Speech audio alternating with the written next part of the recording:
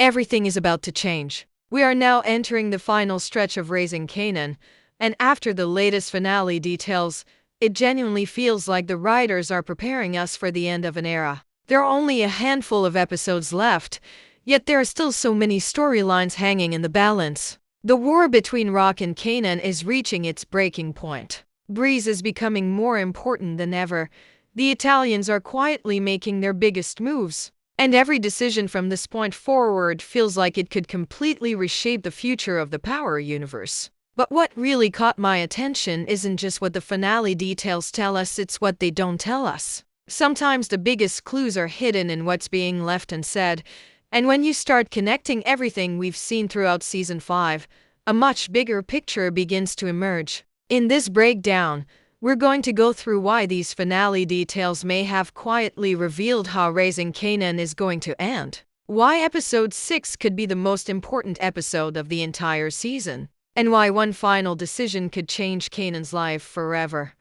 Now, before we jump into the theories, I think it's important to look at exactly where the story stands, because Raising Kanan has reached a point where every storyline is beginning to collide with one another. Throughout Season 5, we've watched every major character slowly move toward the same destination, even if they don't realize it themselves. Rock has been trying to hold on to the empire that she spent years building. Kanan has been determined to step out of his mother's shadow and prove that he doesn't need her anymore. Breeze has quietly become one of the most dangerous people in Queens, not because he's the loudest voice in the room, but because everyone seems to be gravitating toward him. Then you have the Italians, who are still watching everything unfold from a distance, waiting for the perfect opportunity to strike. Every single storyline feels connected, and that's exactly why these finale details are so interesting. One thing Raising Kanan has always done incredibly well is make the audience focus on the obvious conflict while quietly building something much bigger in the background.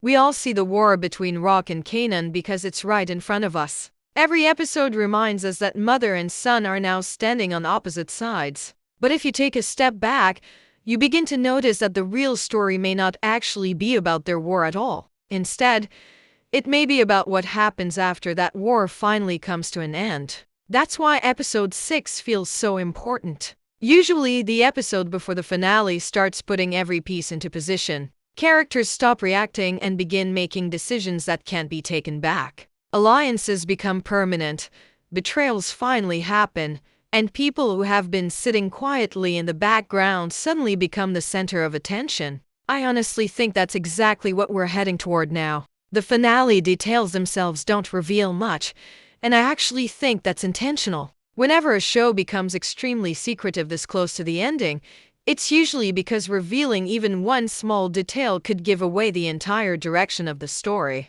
Instead of explaining what's going to happen, they're forcing us to look at everything that's already happened this season. And when you do that, one pattern becomes impossible to ignore. Every major decision this season has slowly pushed Kanan toward independence. Think about it for a second. Earlier in the series, Kanan always relied on somebody else. Sometimes it was Rock making the decisions for him. Sometimes it was Marvin protecting him. Sometimes Lulu stepped in. Even Detective Howard influenced certain parts of Kanan's journey. But now almost every person who once shaped Kanan's life has either disappeared, become his enemy, or completely lost their influence over him. Lou is gone. Howard is gone. Rock has become his biggest opponent. Marvin is fighting battles of his own. Even Jukebox has started walking down a completely different path. That leaves Kanan standing almost completely alone. And I don't think that's a coincidence. One of the biggest themes throughout Raising Kanan has always been transformation. This show was never simply about watching a young drug dealer rise through the streets of Queens. It has always been about watching an ordinary teenager slowly become the version of Kanan Stark that we already know from Power. Every season has stripped away another piece of his innocence. Every betrayal has made him colder. Every death has made him more dangerous. Now it feels like the final pieces of that transformation are falling into place. But here's where I think Episode 6 becomes even more interesting. The closer Kanan gets to becoming independent, the more important Breeze becomes. For most of the season, Breeze hasn't needed to dominate every scene. Instead, his influence has quietly continued growing. People trust him. They listen to him. They follow him. Unlike Rock, who controls people through fear and manipulation, Breeze often controls situations simply because people believe in him. That's a completely different type of leadership, and it's exactly the kind of influence that someone like Kanan has been searching for. We've already seen Kanan begin respecting Breeze's way of thinking. Their partnership feels stronger every episode, and I don't think that's simply about business anymore. It feels like Breeze is slowly becoming the mentor Kanan never truly had. That becomes incredibly important when you remember where the story eventually has to go. We already know Raising Kanan is building toward the larger power universe. The writers have repeatedly reminded us that every decision being made now will eventually connect to the future we've already seen. So if episode 6 is setting up the ending, then it also has to start laying the final foundations for what comes next. And that's exactly why I believe these finale details aren't just teasing the end of Raising Kanan. They're teasing the beginning of something much bigger. Because sometimes an ending isn't really an ending at all. Sometimes it's simply the moment where another story finally begins. Now, the other storyline that I think episode 6 absolutely has to move forward is the growing collapse of Rock's empire. Because if you really look at everything that's happened throughout season 5, it feels like the writers have been slowly taking away every advantage she once had. And that's something Raising Kanan has always done incredibly well. Instead of destroying a character overnight, they slowly chip away at everything around them until they have nowhere left to turn. That's exactly where I think Rock finds herself now. At one point, Rock controlled almost everything. She controlled the streets, she controlled the business, and most importantly, she controlled the people around her. If someone had a problem, they came to Rock. If a decision needed to be made, Rock made it. She was always the person with the answers. But season 5 has completely changed that dynamic. Now, every move she makes feels like a reaction instead of a plan. And I don't think that's an accident. When you compare the Rock from season 1 to the Rock we're watching now, there's a huge difference. Earlier in the series, she was always thinking 2 or 3 steps ahead. Even when things went wrong, she usually found a way to turn the situation back in her favor. But this season, it feels like she's constantly trying to catch up. Every decision seems to create another problem, and every new enemy makes her position even weaker. I honestly think that's one of the biggest clues leading into episode 6.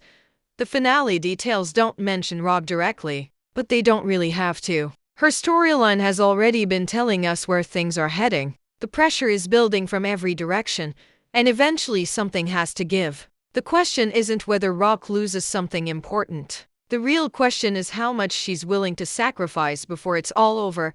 Then you have the Italian side of the story, and I still believe they're being far more patient than people realize. Throughout this season, they've been watching the chaos unfold while letting everyone else weaken each other. That's usually how powerful organizations operate. They don't rush into unnecessary wars. They wait until everyone else has exhausted themselves, and then they make their move. That's why I keep coming back to episode 6. This feels like the point where patience turns into action. If the Italians have been waiting for the perfect opportunity, then the growing conflict between Rock and Kanan may finally give them exactly what they've been looking for. A divided family is much easier to defeat than a united one. And right now, there has never been a bigger divide between mother and son. Another character I'm watching very closely is Marvin. Throughout the entire series, Marvin has quietly become one of the emotional foundations of Raising Kanan. He's made mistakes, he's struggled to change, and we've watched him grow more than almost anyone else. But that's exactly what makes me nervous heading into these final episodes. Whenever a character completes a redemption arc, the writers usually force them into their biggest test. We've already seen Marvin trying to become a better father. We've seen him trying to repair his relationship with Jukebox. We've seen him becoming more responsible than ever before. It almost feels like the show has been preparing him for one final impossible decision, and if that happens in episode 6, it could completely change everything moving into the finale. The reason I say that is because Marvin has always found himself caught between loyalty to his family and doing what he personally believes is right. Earlier in the series, those two things often meant Ings often meant the same thing, but now they don't. Supporting Rock may no longer be the right decision, and protecting Kanan may come at a huge cost.